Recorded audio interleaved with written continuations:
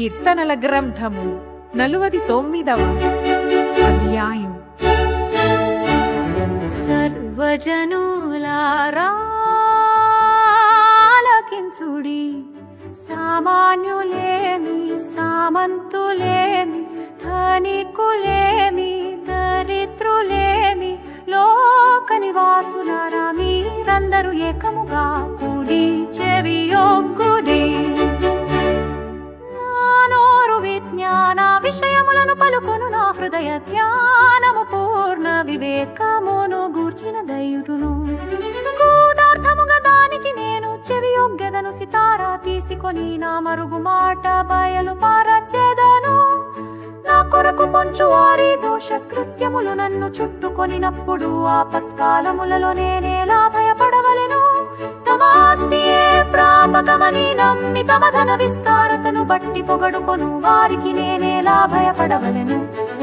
ఎవడును ఏ విధము చేతనైనను తన సహోదరుని విమోచింపలేడు. వాడు కుళ్ళు చూడక నిత్యము బ్రతుకున్నట్లు వాని నిమిత్తము దేవుని సన్నిధిని ప్రాయశ్చిత్తము చేయగలవాడు ఎవడును లేడు. వారి ప్రాణ విమోచన ధనము బహు గొప్పది, అది ఎన్నటికి తీరక అట్లుండవలసినదే. జ్ఞానులు చనిపోదురను సంగతి అతనికి కనబడకుండా పోదు. మూర్ఖులును పశుప్రాయులును ఏకముగా నశింతురు.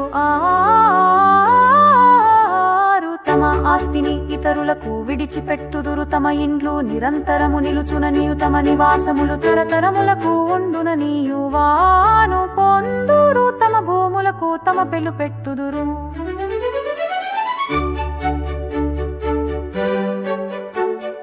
ఘనత వహించిన వాడైనానో మనుషుడు నిలువజాలడు. వాడు నశించు మృగములను పోలిన వాడు.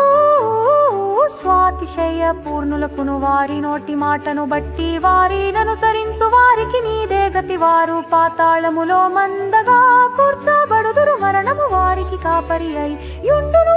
యథార్థవంతులు వరినేలుదురు. వారి స్వరూపములు నివాసము లేనివై పాతాళములో క్షయమైపోవుదును. దేవుడు నన్ను చేర్చుకోను. పాతాళ బాలములో నుండి ఆయన నా ప్రాణమును విమోచించును.